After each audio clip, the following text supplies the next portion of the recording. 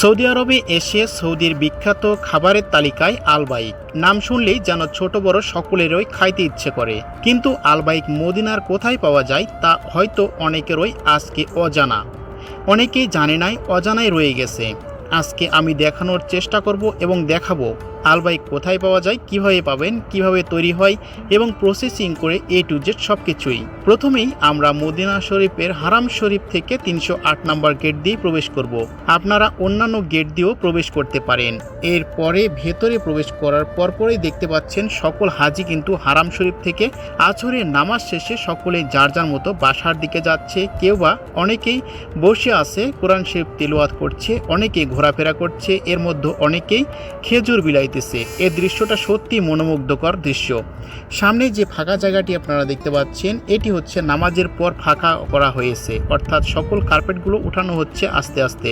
এই দৃশ্যটাও দেখার মতো, দৃশ্যটা আমার কাছে খুবই ভালো লেগেছে। এর পাশেই মসজিদ আল নববীর 7 নম্বর গেট সমূহ দিয়ে সকল হাজি নামাজ শেষে বাইর হচ্ছে।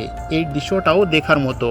এরপর আপনারা দেখতে পাচ্ছেন নবী সাল্লাল্লাহু সাল্লামের রওজা মুবারকে সোজাসুজি দিতে লাগলাম, কারণ এই রাস্তাটা এ পাশ দিয়ে গেলে সহজ হবে। আমি পৌঁছালাম নবী সাল্লাল্লাহু সাল্লামের রওজা মুবারকের একেবারে কাছাকাছি।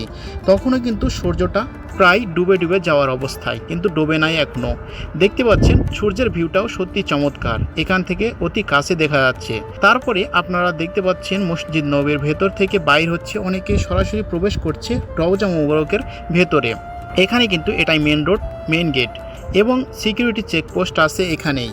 এরপরে আমরা চলে আসলাম নবী সাল্লাল্লাহু সাল্লামের রওজা মুবারকের যে সামনের অংশ, সেখানে চলে আসলাম। একেবারে সামনে এখান থেকে অনেক সুন্দরভাবে দেখা যাচ্ছে রওজা মুবারকটি পুরোটাই। অনেকেই দাঁড়িয়ে আছেন, দোয়া করছেন, সেলফি তুলছেন এবং অনেকে ভিডিও সংরক্ষণ করে জীবনের স্মৃতি হিসেবে রাখছেন। দৃশ্যটা সত্যি অতুলনীয়। চলতে চলতে আসলাম একেবারে জান্নাতুল বাকির সামনে 364 নাম্বার গেটে। পাশেই আপনি চোখ ফেরালে দেখতে পাবেন 365 নাম্বার গেট। এটি দিয়ে আমাদেরকে বের হতে হবে। তো বের হয়ে গেলাম এবং দেখতেই পাচ্ছেন অনেক হাজি কিন্তু একদিক দিয়েও জান্নাতুল বাকির মধ্যে প্রবেশ করছে। নজরটা সত্যি চমৎকার। এরপর বাইরে হতেই এমন একটি বিল্ডিং দেখতে পাচ্ছেন আপনারা। এই বিল্ডিংটা সত্যি নান্দনিক এবং আকর্ষণীয়, অন্যান্য ডিজাইনের। আমার কাছে এই বিল্ডিংটা খুবই ভালো লেগেছে। এরপর মোড় ঘুরিয়েই আপনি দেখতে পাবেন এমন একটি বিল্ডিং যার নাম হচ্ছে স্কাই ভিউ। এই হোটেলের শুষে আমরা আমাদের চিকন গলির মতো একটি রাস্তা, এই রাস্তা দিয়ে প্রবেশ করতে হবে আমাদের সেই গন্তব্যের দিকে এবং হাঁটতে থাকলাম সেই রাস্তা দিয়ে হাঁটতে হাঁটতে আমরা কিন্তু চোখে পড়লো সেই কাঙ্ক্ষিত বিল্ডিংটা আমাদের আসার লক্ষ্য ছিল। সেই কারণে এখান থেকে দেখা যায় খুবই আকর্ষণীয় বিল্ডিংটা। এরপর দেখতেই পাচ্ছেন সামনের দিকে এগোলেই লেখা আছে আলবাইক, অর্থাৎ আলবাইকের কোম্পানি এটা। তো যাই হোক, আমি ভেতরে প্রবেশ করলাম এবং আপনাদের দেখতেই পাচ্ছেন কত সুন্দরভাবে পরিবেশটা। বাংলাদেশ, সৌদি, মাসরি, পাকিস্তানি সকল ধরনের লোক এখান থেকে আলবাইক সংগ্রহ করেন। প্রথমেই আপনাকে মহিলা এবং পুরুষ ভেদে লাইন দাঁড়াইতে হবে। এরপর আপনাকে বলতে হবে আপনি কি চান। আপনি যেহেতু চিকেন স্পাইসি আমি খাইতে চাই, সেই কারণে কিন্তু আমি বলে ফেললাম এটি এবং আমার থেকে টাকা যথাপরিমাণ নিয়ে নিল। এরপর আমাকে বলল আরও একটি লাইনে আপনি দাঁড়িয়ে যান। এরপর আরও একটি লাইনে আমি দাঁড়িয়ে গেলাম।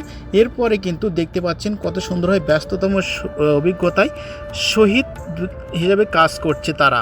এখানে কাজ করছে বাঙালি, মাসরি, পাকিস্তানি, কারণ সব ধরনের ভাষা সকল লোক জানে না, সেই কারণে সকল লোকের এখানেই প্রয়োজন আছে। তো আমি আমার বাঙালি ভাইকে জিজ্ঞেস করলাম এবং তার থেকে আলবাইকটা নিয়ে নিলাম। আলবাইক আমাকে প্যাকেট করে দিল। এরপর আলবাইক নিয়ে কিন্তু আমি বাসার দিকে রওনা হলাম এবং ভিউটা খুবই চমৎকার, বাইরে ভিউটা না দেখালেই নয়।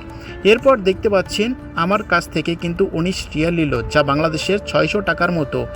এরপর আমি বাসার থেকে রওনা হলাম এবং আপনাদের দেখানোর চেষ্টা করলাম। ভিডিওটি কেমন লেগেছে অবশ্যই কিন্তু কমেন্টে জানাবেন। আর ভবিষ্যতে এমন ভিডিও দেখতে অবশ্যই পেজটি লাইক, কমেন্ট, ফলো করে পাশে থাকবেন। ধন্যবাদ। ভালো থাকবেন, সুস্থ থাকবেন। আল্লাহ হাফেজ।